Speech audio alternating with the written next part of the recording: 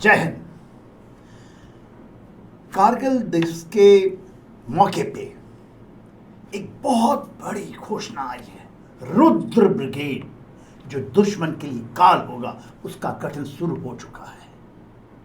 कारगिल दिवस के अवसर पर सेना अध्यक्ष ने इसका खुलासा किया है। उन्हीं की जबान सुन।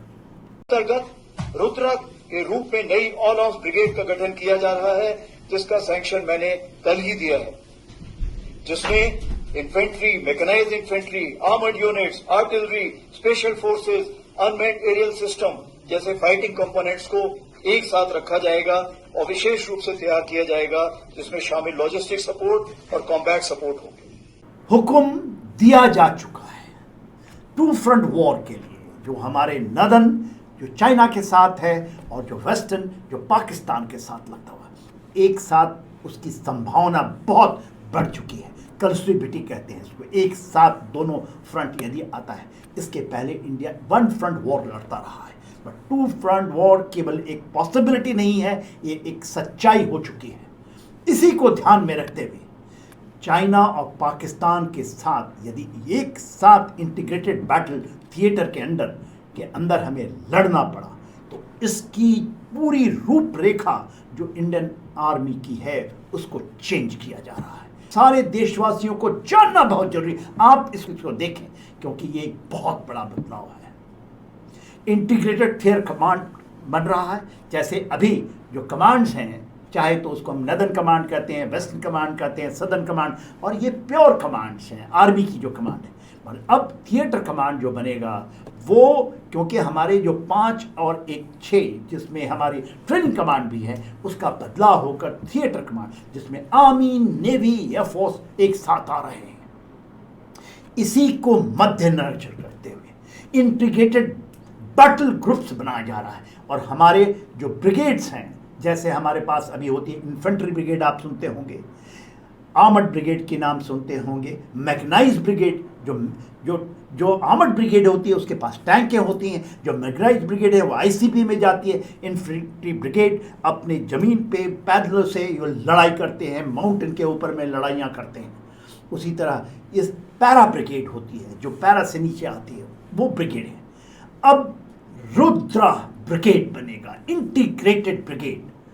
और देखिए हमारे देश के अंदर में आज के दिन में तकरीबन 250 ब्रिगेड्स हैं, टोटल ब्रिगेड, डिफरेंट फॉर्म्स के ब्रिगेड, जो कि अपने तरीके से स्पेशलाइज्ड होते हैं अपने कामों में। Infantry, mechanised infantry, tank, artillery brigade, even arty brigades होते हैं।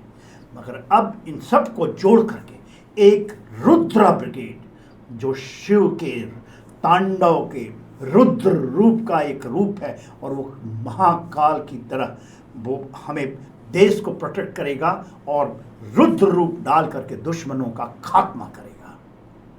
ये हर समय वॉर एंड पीस में एक साथ रहेंगे। एक ब्रिगेड के अंदर में तकरीबन 3 बटालियन होती थी, जो कि लड़ने की एक इकाई होती थी, चाहे वो इन्फेंट्री ब्रिगेड हो या आर्टिलरी ब्रिगेड हो या आर्मर्ड ब्रिगेड हो या मैकेनाइज्ड ब्रिगेड, प्योर ब्रिगेड्स। मगर उन्हीं में, और उनमें तकरीबन 3000 सैनिक, एक बटालियन में तकरीबन 1000, 3 यदि ब्रिगेड है तो 3000।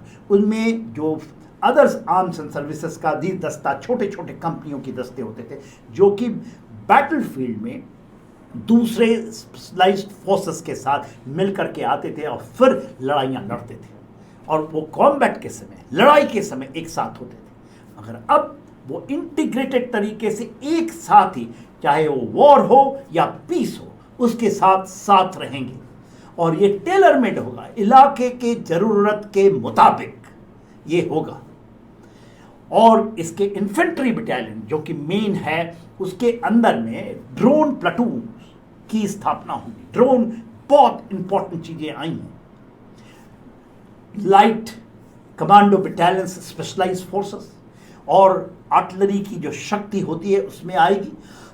और ये इंटीग्रेटेड बैटल, जैसा इसका नाम होगा, इन रुद्रा ब्रिगेड, भैरव की खुद की जो रुद्र तांडव रूप है, जो हमारे शिव की, उस तरह की इसकी परिकल्पना है। और ये जमीन पे खरा उतरेगा।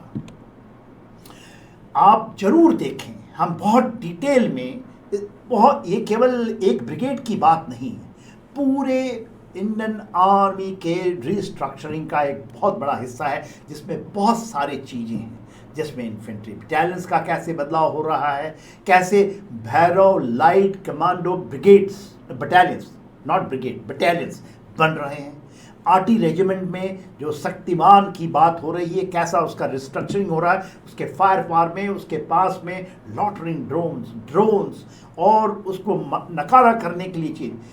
हमारी जो एयर डिफेंस सिस्टम है, जो ऑपरेशन सिंदूर में बहुत अच्छा काम हुआ उसका, जो इंटीग्रेटेड, उसको और भी सशक्त और बहुत सारी चीज़ें आ रही हैं। तो हर एक लोग को, देशवासियों को ये जानना बहुत ज़रूरी है, क्योंकि देश बलवान होगा जब आप इसके साथ जुड़ेंगे, इसको समझने की चेष्टा करेंगे, और इसमें जो परिवर्तन होगा वो आपकी सोच का भी एक हिस्सा होगा। जय हिंद।